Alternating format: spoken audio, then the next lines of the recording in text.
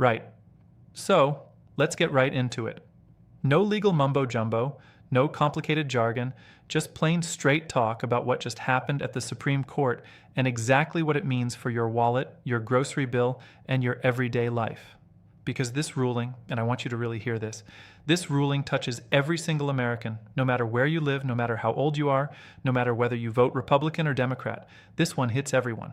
Here's the simplest way I can put it. For the past year, you have been paying more for almost everything you buy.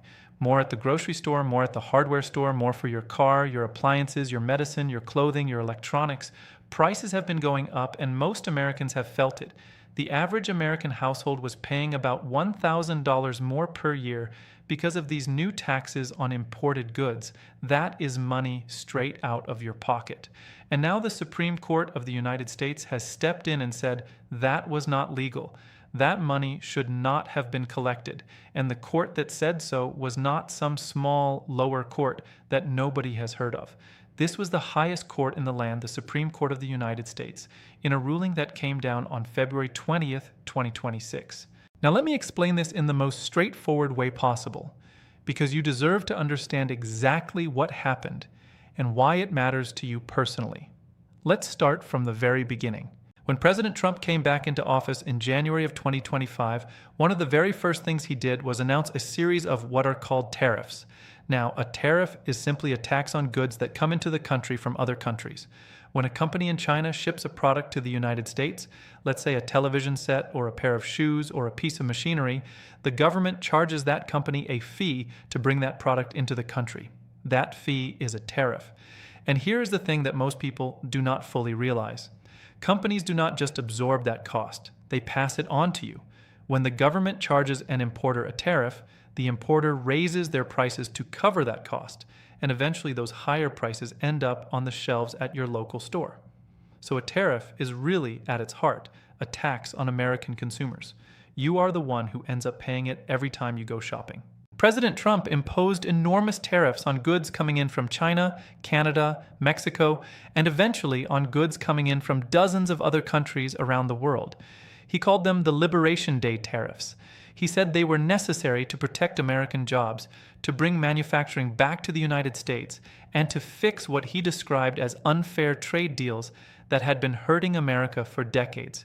And to do this, he used a law called the International Emergency Economic Powers Act. That is a very long name, so people just call it IEEPA. This law was passed back in 1977, and it gives the president certain emergency powers to respond to threats to national security and the economy that come from other countries. President Trump argued that trade deficits, meaning the United States buying more from other countries than those countries buy from us, counted as a national emergency. And he argued that the drug fentanyl flowing across the border from China and Mexico was also a national emergency. And using those emergency declarations, he used this 1977 law to impose massive tariffs, some of the biggest tariffs the United States had seen since the 1930s. Now here's where things get very important. The question at the heart of this whole battle was a simple one. Does this 1977 law actually give the president the power to impose tariffs? Does it give one person, the president, the power to essentially tax every single thing coming into this country at whatever rate he wants for as long as he wants with no approval from Congress? That was the question. And small businesses, individual companies, and a group of states went to court and said no, absolutely not. This is not what that law says. This is not what any law says. The Constitution of the United States is crystal clear. The power to tax belongs to Congress, not the president. Congress. The people you elected to the House of Representatives and the Senate. They are the ones who are supposed to decide when to tax Americans and how much. And a 1977 emergency powers law that does not even mention the word tariff, does not even mention the word tax, cannot simply hand that massive power over to one person sitting in the White House. The courts agreed at every level. The lower courts agreed, the appeals courts agreed, and then the case went all the way to the Supreme Court of the United States.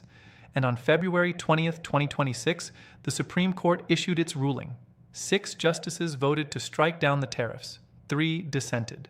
Chief Justice John Roberts himself wrote the majority opinion, and he used some plain, direct language that is worth understanding. He wrote that the president was basing his entire argument on, and I am summarizing his words here, just two words in a very long law, the words regulate and importation. And Roberts said those two words, separated by 16 other words in the middle, simply cannot carry the weight of giving one person the power to impose unlimited tariffs on every country in the world. He pointed out something that should have been obvious to everyone. The law does not even use the word tariff. It does not say duties. It does not say taxes. When Congress has wanted to give presidents the power to impose tariffs in the past, it has always been very specific and very explicit. It sets limits, it sets timeframes, it sets caps on how high the tariffs can go. None of that was in this 1977 law, and so the court said this was not a legal use of presidential power. Now I want to make sure you understand what this means for the real world, for your life and the life of your family. Let's talk about the numbers, because they are staggering. From the time these tariffs were first imposed in early 2025 through the time the Supreme Court ruled in February 2026, the federal government collected more than $160 billion in tariff payments from American importers. That is $160 billion taken out of the economy in less than 1 year. And the vast majority of that ultimately came from you, American consumers and American businesses, because that is how tariffs work. When a company has to pay a tariff to bring goods into the country, it raises its prices, and you pay more at the checkout counter. Now, the court has said that those tariffs were illegal, and the question everyone is asking right now is, what happens to that money? Can importers get refunds? Can the businesses that were forced to pay higher costs get something back? The Supreme Court actually did not answer that question directly. They sent it back to a lower court, the U.S. Court of International Trade, to figure out the details of how refunds would work. Some experts estimate that as much as $175 billion could potentially need to be refunded to importers who paid those illegal tariffs. That is an enormous amount of money, and the process of figuring out who gets what is going to take a long time and involve a lot of legal back and forth. So do not expect to see money coming back in your direction anytime soon. And for most regular consumers, the direct refund process will likely go back to the businesses that imported the goods, not to individual shoppers. But the downstream effect of removing these tariffs from the economy is real. Here is what this ruling means for your shopping cart going forward. With the IEEPA tariffs struck down, prices on many imported goods should start to come down. Experts estimated that those tariffs were adding about 0.6% to overall consumer prices. That might sound small, but when you multiply it across everything you buy, food, clothing, appliances, medicine, electronics, it adds up to real money for real families. The Tax Foundation estimated the average American household was paying around $1,000 more per year because of these tariffs, with wealthier families paying even more. That pressure is now reduced, though it will take time for prices to fully adjust. But here is where you need to pay very close attention, because the story does not end there. Within hours, literally hours, of the Supreme Court announcing this ruling, President Trump went on television and announced that he was immediately imposing new tariffs using a different law. He used something called Section 122 of the Trade Act of 1974, and he imposed a 10% tariff on goods from every country in the world. Then the very next day he bumped that up to 15%, which is the maximum that law allows. So the tariffs did not go away entirely. They are still there, just under a different legal authority, at a somewhat lower rate for many goods, and now with an important difference. These new tariffs under Section 122 are supposed to expire after 150 days, unless Congress votes to extend them. That expiration date falls right around late July of 2026, so the tariff battle is far from over. Now, why does the change in legal authority matter? Because the Supreme Court's ruling was specifically about the IEEPA law. It said that particular law does not give the president the power to impose tariffs, but there are other laws that give the president more limited tariff powers, and the Trump administration is already exploring every one of them. So while the specific tariffs the court struck down are gone, the broader trade war that has been reshaping the American economy is absolutely continuing. New investigations have been launched. New tariff actions under different laws are already in the works. The uncertainty for businesses, for companies trying to decide whether to hire workers, how to price their products, whether to sign long-term contracts, that uncertainty is still very much present. This is one of the things that economists have been pointing out again and again. It is not just the tariffs themselves that hurt the economy. It is the uncertainty. When businesses do not know from one week to the next what the tariff rate on their imports is going to be, they cannot plan, they cannot hire, they cannot invest. The U.S. average effective tariff rate, that is the average tax rate on everything coming into this country, had climbed all the way to nearly 17% under the full weight of President Trump's tariff policies. That was the highest rate in nearly 100 years, going all the way back to the Great Depression era of the 1930s.